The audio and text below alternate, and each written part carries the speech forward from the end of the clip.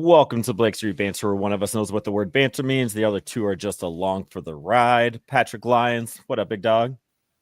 Doing well. How you doing, Aaron? Doing all right. We are joined by Chase Dollander here tonight. I think we're all here because of you. So how's it going? How you doing?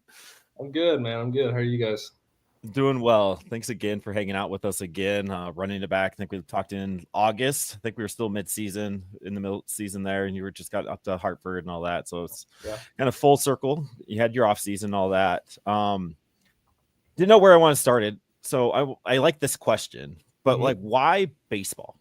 Why is baseball important to you? What is it about the game of baseball that just like, you know what, this is what it is? And like, when was that aha moment? Like, yeah, baseball is it? Yeah, well, I grew up watching my older brother play. He's 5 years older than I am, so it was like when I was just getting into it, he was kind of, getting into like the rec balls kind of stage of stuff, and I just watched him, and we would play catch in the backyard and stuff like that. It was just one of those things where I was like, I kind of want to do this, and so my mom and my dad put me into t-ball, and I fell in love with it after I hit my first homer. Nice. And then, from then on, it was just like for the love of the game. I know that sounds kind of cliche, but at the same time, like when I got older, I kind of realized I really liked the competitiveness of it. Like you can be the greatest in the world at this and still struggle with other things. But, being as athletic as you have to be with baseball, you kind of pretty good at other stuff too. So, I mean, I just love that aspect of it, and I love competing.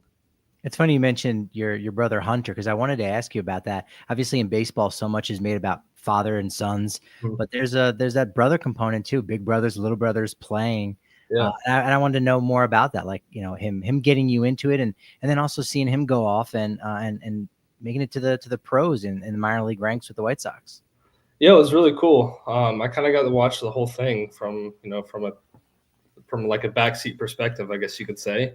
Watching him in high school, I always knew he was good, and when he didn't really get like a chance anywhere, I was kind of like mad for him, just because of the fact that, obviously I have bias. He's my older brother, and I look up to him and everything like that. But he grinded his way through at USC Aiken, and then he decided he needed to transfer and went to Georgia Gwinnett for the next couple of years, and ended up winning a World Series with them. Was a World Series MVP and all that. So that was really cool to watch. But yeah, I mean, and then on top of that, he didn't even go straight to the minor leagues. He went to independent baseball and played for the Great Falls Voyagers, and then got signed with the White Sox and grinded his way through. And obviously it was like, I didn't have that same path, and I'm very grateful to not have that same path, but having him to kind of bounce things off of and like learn from was awesome. Yeah, that brotherly love. You caught my attention with Georgia Gwinnett, because we've had a buddy on, Adam McKillican. Yeah. He's in the Rockies. I don't know if you met him, but he was part of that World Series. Yeah, him and my brother know each other really well. That's awesome. Small world there. Question from go ahead. What's that?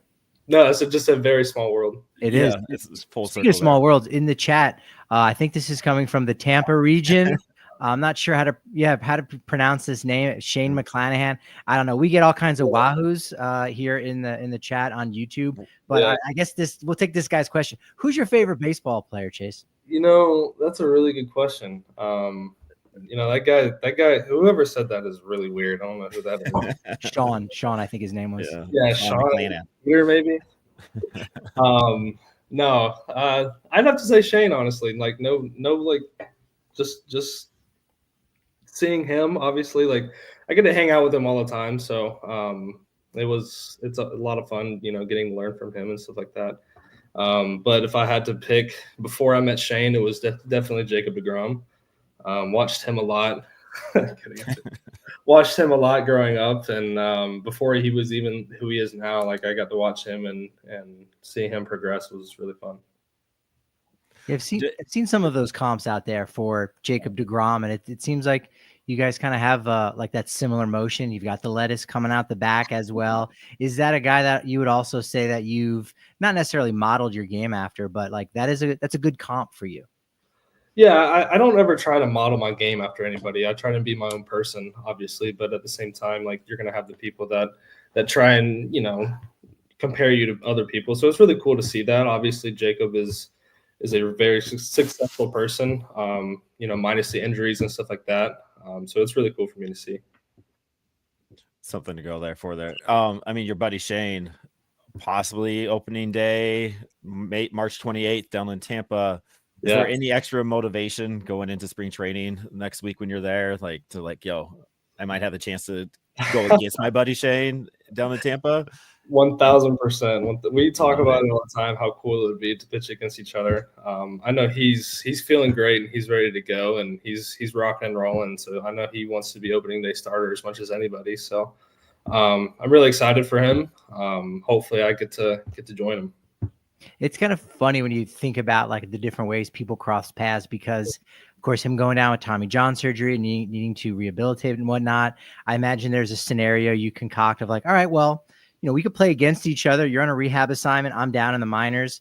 And yet now you could potentially be against each other in the majors, but at a minor league stadium. Like, it's a strange situation, isn't it? Yeah, it's very strange. Steinbrenner is going to be interesting for him. For the whole team, honestly, just because they're so used to playing indoors and stuff like that. But I don't know. I mean, I don't know. I could be completely wrong, but humidity here is going to be crazy during that time of year. So, and the weather, obviously, the weather component with Florida weather, you never know what's going to happen. So it's going to be interesting to see how it kind of plays out. But I know they're excited to be where they are. You might need to help him out and show him how to apply sunscreen, because again, he's completely not used to that, right? Oh man. Yeah. What are some tips that you can give Shane ready for the outside world?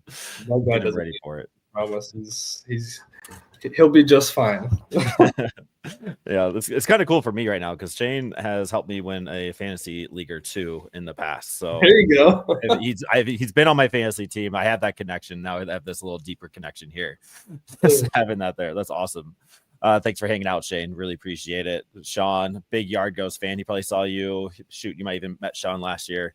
But no way he was missing this one tonight. And our guy Brian and Isaac saying what's up. And immersion. Woo! Let's go. So Chase, one of the good, early questions before we, maybe talk a little more about 2024, 2025, set the record straight. Let folks know, if they don't already, how do you pronounce your last name? It's Dollander. Yeah. A lot of people say Dollander. I've heard Dollander a couple times, which surprised me. They throw a little G in there, but no, it's Dollander with the long O. And that's how I was corrected. I used to say your name terribly wrong, and I apologize. But the card that I sent you on Instagram, that was actually from Brian, who put it to our attention that there's a card out there. I'll put it in the description, YouTube description, that you had Doh, D-O-H. I was like, why is this there? I knew it was a Homer thing, but the Dollander for the namesake there. It's funny. My agent came up with that. He told me I should put it on that card. And I was like, that's actually a really good idea. It is still on the eBay. I looked at it before we got here. I think it was like 125, 150. So if Shane's really a true friend, or this new guy, I don't know who this guy is, Dalton is a real friend, maybe they can hit up the eBay and go find the dope card, so to speak. Yeah, well, maybe it's up there. But like cards, like Rockies Fest this past weekend, they had a card show. They had all this, and we talked a little bit about autographs last time. Are you in the hobby yet? Are you having fun with some of the autographs that you're doing for kids or just for anything? I'm not really in the hobby yet. I think that once I kind of, establish myself in the big leagues and stuff like that, I'll definitely start getting there. But in terms of like signing for kids and stuff like that, I love doing that kind of stuff. It's awesome just because I was in their shoes once and I know what it's like to be like super nervous to go up to somebody and ask for an autograph. And I just like being really open and like almost like comforting for them and just tell them that, hey, like we're people too. Like you don't have to look up to us as idols or anything like that. Like we're just normal human beings, just like the rest of you guys. What's one of the more interesting items you've signed in your career so far? A baby's forehead. Well. Go on. Weirdest interaction I have ever had in my life. Was it a dad or a mom? It was a mom.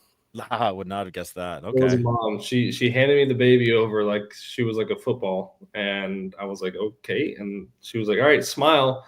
And I smiled with the baby in my arms. She was like probably 3-4 months old, like tiny. And I handed it back to her, and she goes, "Can you sign her?" And I was like, "What?" Like, yeah, sure. Was it with a permanent marker or like a washable marker? Washable, 100% washable. Okay, thank God. Glad it wasn't a fountain pen or something that could leave a mark. No. I made sure. I was like, "Are you sure?" And she's like, yes, please. And I was like, "Oh God."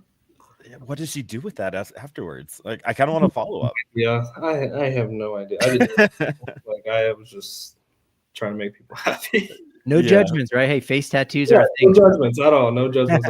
Yeah, if we see a baby in like 20 years with a face tattoo of Chase Dollander's autograph right there, we know the baby. That forehead's going to be very valuable someday. I'll say that. Yeah, put that on a card. Brian asked, "Do you like signing cards?" So I think you kind of answered that, but yeah. I mean, it's fun. Once you get sent 10,000 at a time, it can be very tiring and cramping and stuff like that. But at the end of the day, like, you could be doing a lot worse things. So, I mean, I enjoy it. It's fun. Do you the MLB debut patch cards? Go ahead, Aaron. Do you ever call in reinforcements and ask the girlfriend to help out? Yeah, she'll help out. She'll just sit next to me and just kind of slide them over as I do them. Okay. We found that's probably the most efficient way, rather than me just like laying them all over the table and trying to go like sign them all at the same time. Yeah, I mean, it just kind of keeps me locked in if she just hands them to me one at a time. Yeah. Throw on some music. She'll sit next to me. We'll just get after it. Start getting it. What's been your thought on the new MLB debut patch cards? Obviously, they're all the rage. Going all the way up to Paul Skeens. But if you've debuted in the last 2 years, you've got one of these cards. It's one of one. It gets signed. What are your thoughts on that? And are you looking forward to the day to get in on that auction when yours comes up? No, I think it's really cool. But at the same time, I can see where guys are like, I really want my jersey to be how it is so I can keep it and frame it and stuff like that. Which I'm kind of like in between. Like, yes, it's really cool to be able to do that, but at the same time, like, I do want to keep that jersey and frame it and be like, this is a milestone I accomplished, so my kids and stuff can see that. But no, I think it's a pretty cool opportunity, and I'm definitely going to be in the auction for that. I love that. Another question from this random dude named Shane. How were you born in Augusta, but yet still can't golf? He knows that I started golfing last year. For sure, so he can take a chill pill right there. That guy is good at golf, so just trying to be on his level. Yeah, getting there. What is the off-season activities kind of look like since golf is new to it? Are you pickleballing? Are you tetherballing? What are you doing? It's a lot of golf. Definitely a lot of golf. Okay. There at the beginning of the off-season, it was a lot of like once, maybe twice a week. And then as we started getting into more throwing and heavier lifts and stuff like that, we kind of backed it off, and we try and go when we can. Going to a hockey game here soon, hopefully. There's a good hockey team out here. But other than that, it's just been just chilling and just spending time with a girlfriend and seeing friends and stuff like that around here. What was the impetus to get you to say, all right, I do need to golf? Is it because you're a starting pitcher and it's like that's just expected somewhat? 100%. But at the same time, I did like you said, I grew up in Augusta, so I've been around the game for a long, long time. And I worked at a golf course in high school, and that's when I was like, dang, like this is actually pretty cool. Maybe I could be pretty good at it, and yet I still suck. So we're getting there. It's so hard. Like I went like every week for a summer. I was like, all right, I can do this. This is good. And then literally winter in Michigan. It's long. And so go back out on the links. It's like I lost and forgot everything I did. And it's just like, all right, this is just that game I can't ever figure out and I'll never be good at. And so we're just gonna cross it off like that. Yeah. Were you part of the group that went top golfing? No, you're not in Arizona yet, so I don't think it was. I saw you were there. Okay. Yeah, that was for the leadership camp. Okay. Yeah, that looked like a fun group. I saw Veen. I saw some of the Latin players out there just like crushing the ball over the net in the back. What you didn't see was some of the Latin guys that have never touched a golf club. Just absolutely taking hacks at a golf ball and just completely missing over top of it. It was the funniest thing ever. You gotta ask because it's coming up in maybe a week. the Waste Management Open. You got a ticket? Are there plans to go and check out that festival? There's plans to go. They're not 100% yet, but I'm working on it. Hopefully I'll be able to go. I wanted to go last year, but I didn't get out there soon enough. Shane went a couple years ago, and he said it was a lot of fun. Yeah, I think Shane is going to start working for Blake Street Banner. We're going to see him get some more Rockies prospect coverage, because he's got the next question for you. What's been the hardest transition into pro ball? Look, there's a lot of guys that play in the SEC and other conferences, and they've been told, hey, it's kind of like AA baseball when you play in the SEC, and it's a high level, right? But it's totally different when you make that transition, right? Yeah, 100%. The schedule is completely different. Obviously, you play a lot more games. You play 6 games a week in the minor leagues, and Monday's your off day / travel day. So it's definitely more rigorous. But without schooling and being able to like have to go to class and stuff, like I said, the schedule is just completely different. Like you get done at 11, 12 o'clock at night, and you sleep into 11, 12 o'clock in the afternoon, and then go to the field at 1. So it like your circadian rhythm is just completely thrown off. So like it's just a matter of trying to figure out what works for you, and trying to transition into, between being like a baseball player and a person at the same time. Like you have to be able to have that switch, I would say, because there are so many games, and you can get caught up in being a baseball player at home and just being like too worried about things that, you shouldn't be worried about at home. Mm-hmm.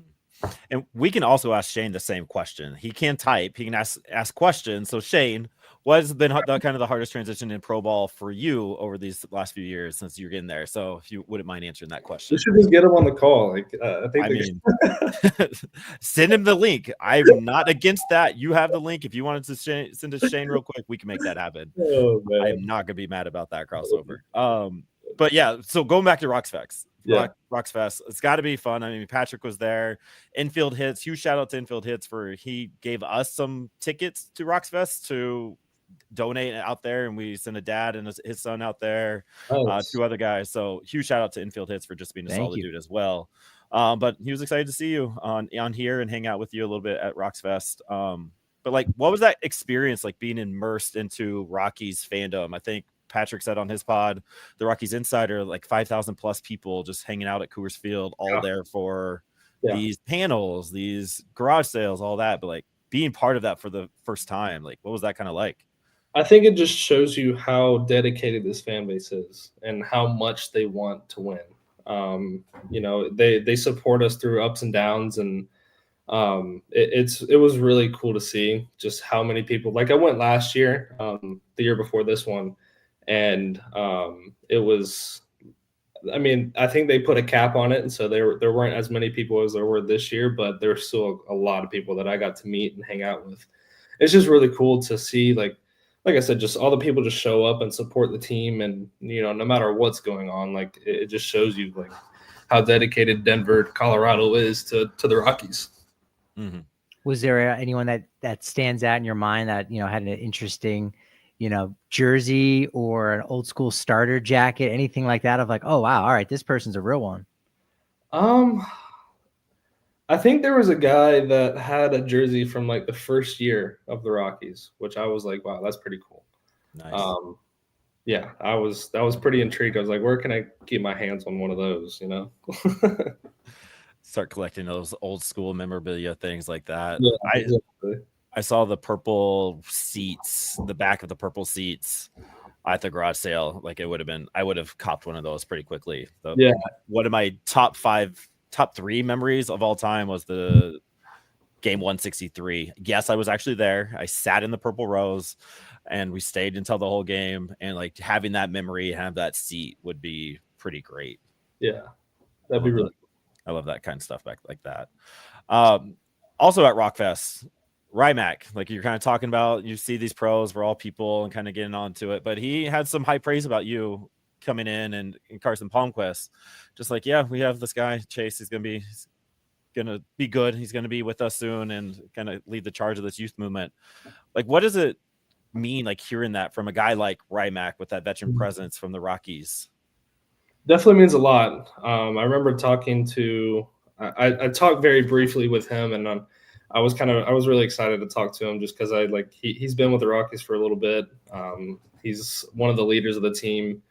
Obviously, like, I look up to him as a leader and as a person, and he's just such a good dude. Like, it's hard not to like him. So when I found out that he was saying that stuff, it just kind of made me feel good. Obviously, like, baseball put aside, like, I want somebody to talk to me, like, talk about me as like a good person and somebody who, you know, truly gives it his all. And you know, like I always say, like, baseball is not my personality. It's not my identity, I guess, is what I'm trying to say. Like, I'm a person first, and I would much rather, like, be a really, really good person. You know, that's what I would want people to talk about me as. Yeah. Yeah. He basically said that, you know, you not just talk the talk, but walk the walk in that way, in that capacity. And that kind of leadership almost too. Where does that come from within you to kind of follow through and know that, like, you're right, we are all human beings here who also are in search of a goal, but at the end of the day, we're still those same human beings? Yeah, you know, that's a good question, just because I don't really know where it comes from. I think it's more of just like an intrinsic thing. It's not something anybody's ever taught me. It's just, you know, I grew up like in a church family, so that's just kind of like how I live my life. Is I would treat people the way I want to be treated, and, you know, I'm not going to treat somebody with disrespect and stuff like that. So it's just, I would want somebody to come to me and treat me with respect, and, you know, shoot it straight and not lie and stuff like that. So that, like, for me, it's like, I'm going to treat you the same way.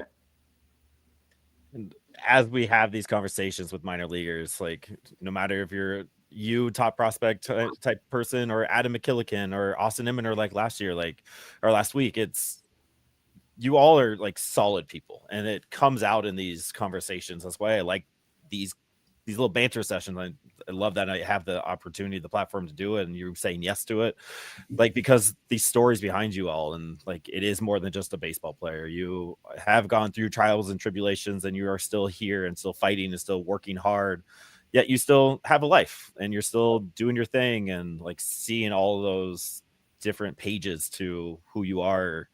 It's just really cool. And I love the fact that, like, it's been a constant with the people that come on this podcast.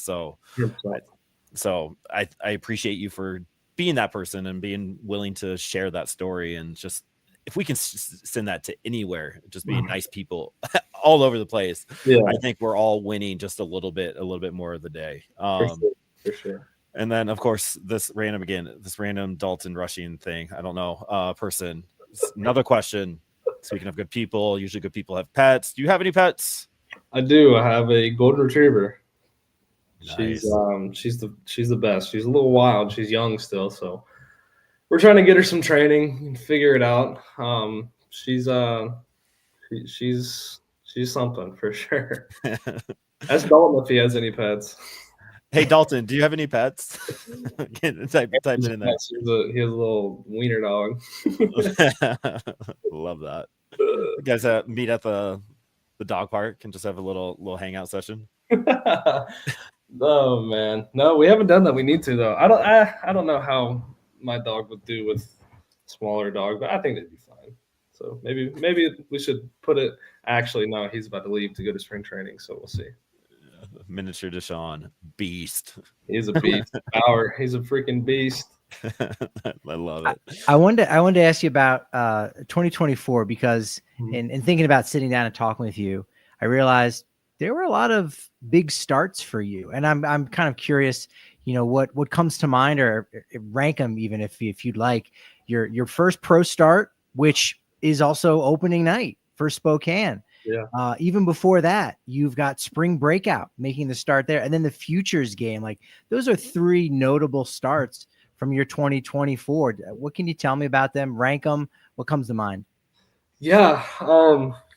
Man, I mean, you're completely right. That's hard to just kind of rank them. I think opening night was really cool. It was really cold. I woke up that morning and looked outside and saw about 2 inches of snow on the ground. I was like, oh, well, I'm not used to this.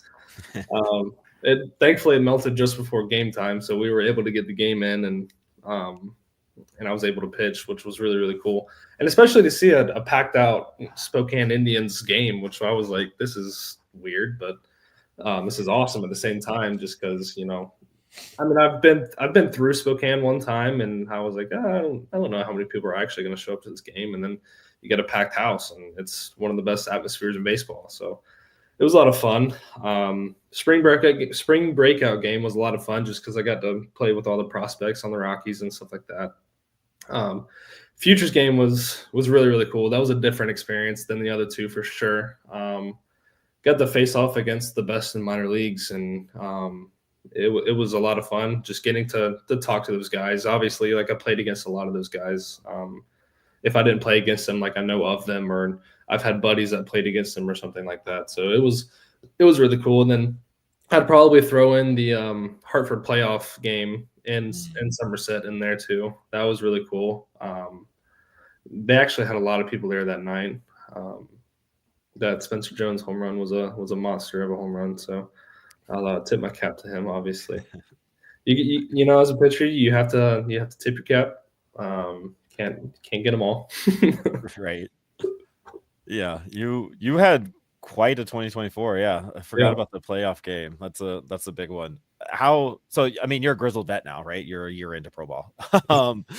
So what kind of advice though do you get some of these? Would you give some of these young cats coming in? So you have like Brody Breck coming in, big prospects, early draftee, might be opening day starter down in Fresno or Spokane. But like, what are you kind of what would you give advice to some of these guys?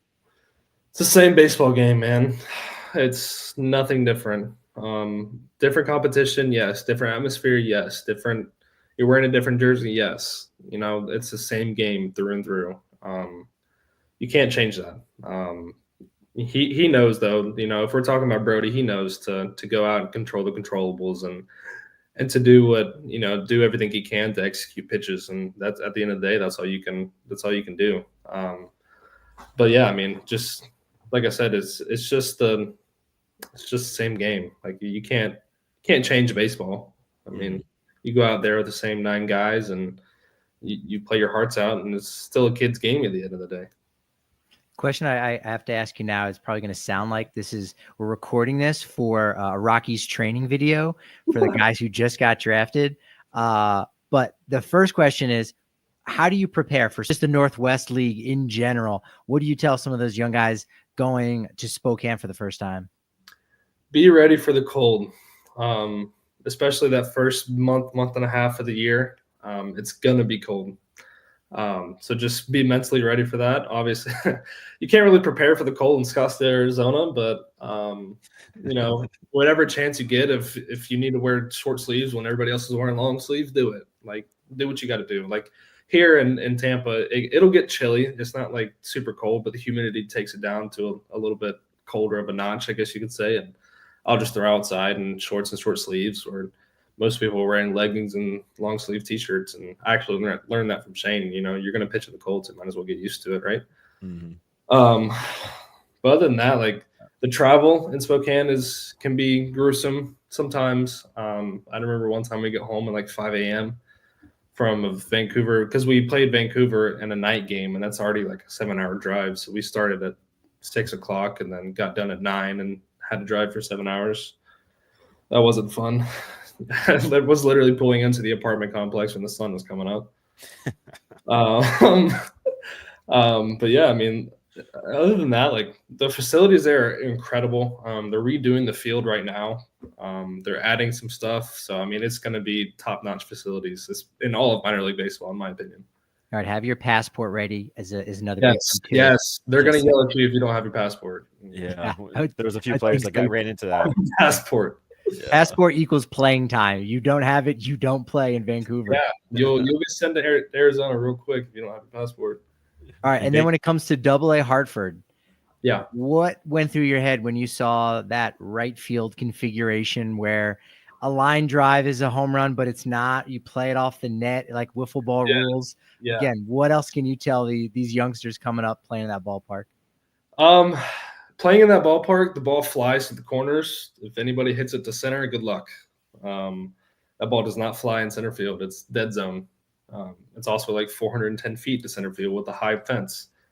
So, just be ready for that. If somebody pulls it, there's a good chance it's going to go. They might not get it the best, but it might still go. Facility wise, it was wonderful. Like that stadium is amazing. The atmosphere is amazing. I mean, there's not really much I can say about that. I didn't really get to travel too much to like the longer trips that they did earlier in the year. But I know travel isn't that terrible because if you go to Somerset, and Somerset's like 2 hours away. You can go to Reading. Reading's like an hour and a half away and stuff like that. But, it can get crazy if you go from Portland to like Richmond, which is like 11, 12 hours away. So thankfully we didn't have to do that when I was there. But yeah, I mean, minor leagues there's a lot of travel, and you just kind of have to figure out what works for you to get your body right. We asked Eminer the question, what's your go-to road trip snack? What are you grabbing at the Speedway on the way up to Rushing or Portland? Yeah, a big water for sure. I'll grab probably some form of electrolyte, whether it's coconut water or it's like a Gatorade or something. And I try and stay on the healthier side. I'll get like pistachios, or I'll get beef jerky or something like that. If I'm trying to splurge a little bit, I'll get like the gummy clusters from Nerds, or I'll get some Sour Patch Kids or something like that. That's the Nerd clusters are starting to come around. My kids absolutely love it. I'm like, what is this thing? They're so good. I take a Nerd rope and like cut it in little balls, and that's what it is. Yeah, they are that good. I hear like marathoners. Maybe this is what you need to look into, Patrick. Marathoners are Nerd cluster guys, or people like they run. Yeah, when they're running, they need that extra push or whatever. Quick sugar. You just pop it in and chew it up. It's all sugar. So if we see you eating a Nerd cluster before going back on the mound in between innings, this is why. It's that sugar rush to get going. Exactly. There we go. Hopefully that's a healthier option. It would be great, right? Yeah. So Patrick's asking all the questions about like how to handle Spokane and Hartford. Have you talked to anybody how to handle Albuquerque or Denver? Like with this altitude thing, we don't have a hill to worry about anymore, but like the altitude piece. Any conversations there? Few. It's just when you're in altitude, you get dehydrated faster, so it's just drink a lot of water. You get tired quicker, so it's like making sure you're controlling your breathing and stuff like that. Altitude is not a controllable, so I'm not even going to try and worry about what's happening with my pitches or anything like that. Like, we don't even have to get into that, just because that's something that I can't control, and pitchers have to pitch there too. Other teams have to pitch there too, so I'm not going to make it a big deal. It's I'm gonna pitch my game, and my game's going to be better than yours. Yeah, and I wonder like how Shane would pitch in altitude if he's still here. Like, what would his game plan be? I love that answer though. He's probably never pitched at Coors Field. I don't think the Rays don't come through very often. I don't think he's ever been to Coors Field yet. Shane, have you been at Coors yet? If you're still there, Dalton hasn't either. So you got that on them. Dalton hasn't either. Yeah. I mean, speaking of the offseason, controlling the controllables, I love that. How's your arsenal coming? Like last time we talked, you were honing in that power slider. The curveball was kind of a work in progress. Have we added anything? Have we tweaked anything? What are we doing right now? Haven't added anything, that's for sure. But I can say it's going to be a lot of fun this year. My stuff is looking way better than last year. I'm just gonna say that it's been really good. I've had some really, really, really good bullpens. I mean, I don't want to say too much, but it's gonna be a lot of fun. Are you diving into all the data, the numbers, the driveline stuff? I would say more data and numbers, less driveline. It's like vertical break, horizontal break, just how consistent can I be with those numbers, and just how consistent can I be with release points and extension and all that stuff, and seeing how effortless I can throw hard basically is kind of what my whole mantra this offseason has been. And I'd say it's working out pretty well for me. Would you say that in a way, after this past off season, that you're maybe a little bit more excited to see about what you can do? Because, when you got drafted in 2023, you're shut down. So, your body's able to recover. It probably felt like a normal year going into 2024. But after everything that you built upon in 2024, you still get that rest. And now you've shown what you've been able to do. Does it feel like, okay, I might even be chomping at the bit even more this year than last? Yeah, I would say so. At the same time, it's just like I've always said, just control the controllables and execute your pitches. Your stuff can be amazing, but if you don't execute the pitches, you're not going to be very good. So, at the same time, like I can say all this stuff and I can say, yeah, I'm feeling great. Yeah, things are looking really good. But, I'm just going to go out there and play baseball. And, whatever happens, happens. If I start in the big leagues, I'll start in the big leagues. And if I don't, I don't. I'm just going to be super neutral with it. And I'll be happy, obviously, either way, just because I get the chance to play baseball for a living. I mean, there's not a lot of people that can say they get to do that. So I'm very fortunate to be in this position. And like I said, just super excited to see where it takes me. Yeah, you said the thing there. You got the invite to big league camp after your first year as a pro. When did you first get news of that? How did that conversation go? Yeah, so I got news of it. When was it? Probably sometime in December, I would say. Chris Forbes, our farm director, called me and he goes, "Hey, just like what's going on? Just checking in on you, stuff like that." It was like 9:00 in the morning. I was like barely awake, and he's like, "Sorry, I know I just woke you up, but what's going on?" And I was like, "Yeah, I'm doing good, man. Like doing really good." And he goes, "Well, we want you to come to big league camp." I said, "Oh, really? That's awesome." And he goes, "Yeah, well, you're also going to come out to AZ and come to this high performance leadership camp." And I was like, "Oh, cool." And so, yeah, I mean, it's pretty cool. Nothing changed from my preparation at all. I'll prepare the same way I do every year. Nothing ever changes. It's just, like I said, it's just a baseball game. That's awesome. Who did you call first? My mom. Yeah. Okay. Yeah. Called my mom first, and she was very ecstatic about it. I think they're going to be out there in Scottsdale, so we'll see. We'll see how it goes. That'll be fun. Yeah. Really fun. It's really fun. So can we confirm that you are not adding a sweeper to your arsenal? I can confirm I'm not adding a sweeper to my arsenal. Yes. I guess sometimes like my slider depends on how I throw it, can be classified as a sweeper. Sometimes I'll get a little more on the side and I'll have more of that horizontal break rather than the depth that I like to have. Obviously, like different things can happen. But I'm not purposely trying to do that. That's okay. Justin Lawrence, we're going to take that out of context. We're going to say Chase Dollander's swider is going to revolutionize baseball. Your sweeper, the swider from Dollander. Let's see what happens. Let's see how much pole piece he has. So GM Bill Schmidt, one of the things he said both at the winter meetings and at Rockies Fest was, you're going to have an opportunity to win a spot on the opening day roster. How do you feel about that? Does that add any additional pressure? Or look, at the end of the day, you're more likely than not going to debut, whether it's in March, whether it's in April, May, June, doesn't matter. What's your mindset about that chance or the odds of you making the opening day roster? Yeah, I thought it was really cool to hear that.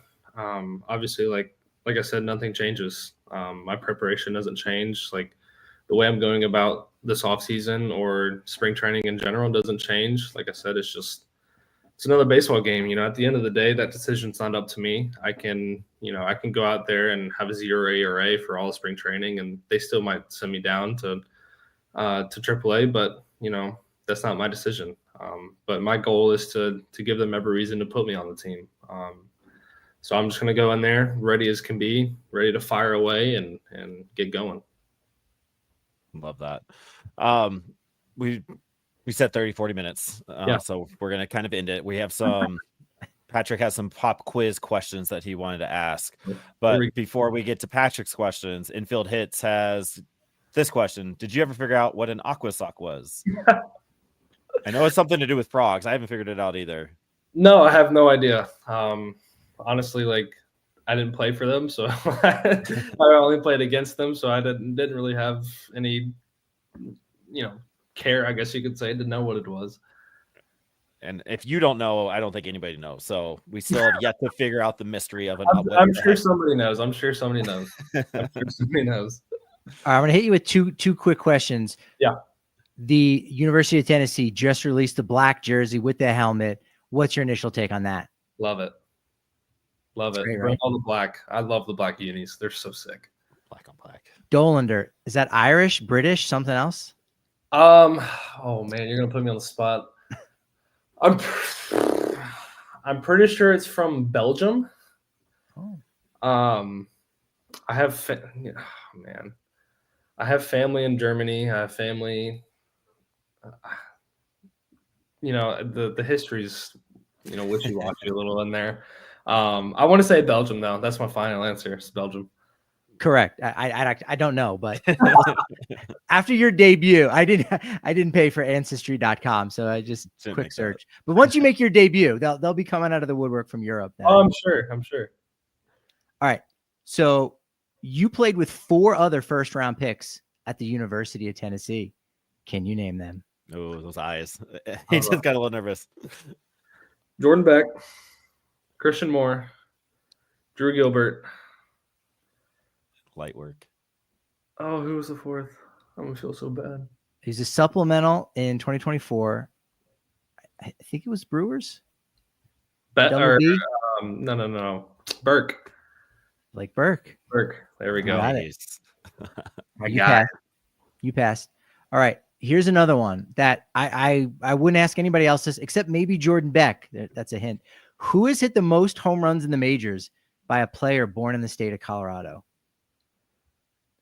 Again, I would only ask you or maybe Jordan Beck this question. Is it Todd Helton? No, not Todd Helton. He was born in Tennessee. Okay. But a Colorado player. He's got like 130 something, mostly with the Padres. Oh, so he's born in Colorado. He's born, yeah. Oh, okay. Born in Colorado. You would only ask me or Beck this. So he went to the University of Tennessee. Some sort of tied to Tennessee. That's right. Who else went to Tennessee? Played with the Yankees for a little bit, third baseman. You're on your own. I can't help you. He shares the same first name as you. I just realized that. Chase Headley. Really? Yeah. He went to the University of Tennessee. I didn't know that. Interesting. Yeah, you got me doubting myself. I'm gonna have to fire my intern here if this is wrong. Look that up. We can confirm that Shane never pitched in Coors. Never happened. Maybe next year. Yeah, and then we go there this season, but maybe next year. Yeah, he should be. Yeah, they'll be up in Colorado next year in 2026 for sure. And then Colorado Rockies history question. I don't know if I asked you this last time. I don't think I did, but can you name the 4/5 Blake Street Bombers from the 90s? Oh man, let's get your Rockies history going. You're gonna, and then we'll call it a night. All right. Let's see what we got. Is Helton one of them? No, before Helton. He was after that. All right. Yeah, I'm lost.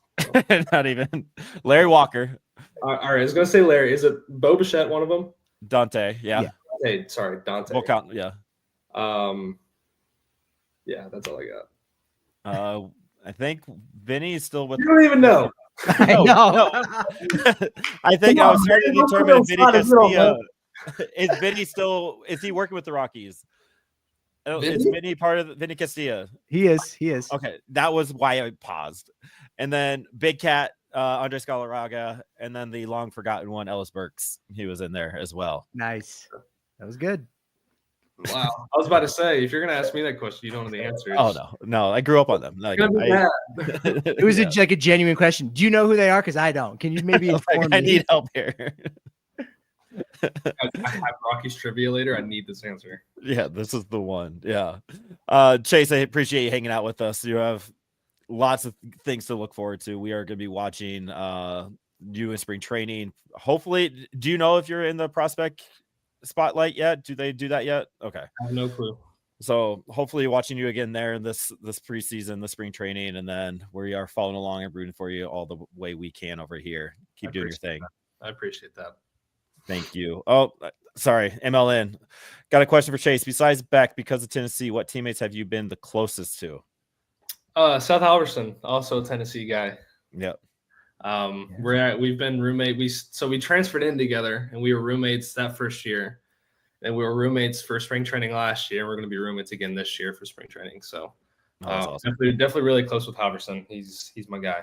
Was his jump like going that quickly from being drafted to the majors, like that hope of like, it is possible, I could do this? I knew it was going to happen for him. I knew like when I saw him fully healthy coming back from surgery and stuff like that during college, I knew he wasn't going to be in the minor leagues long wherever he went. You just can't. With his stuff and his pitchability, like you can't leave that guy in the minor leagues for long. So, I mean, yeah, he obviously proved what he's capable of when he was up there. Yeah. Do you guys sleep with radar guns like under your pillow? No. Okay. And that's time for us to get out of here. Chase, thank you for hanging out. We're going to be watching. We're going to be rooting for you. Appreciate you spending your time with us doing this thing. And as always, go Rocks. Woo!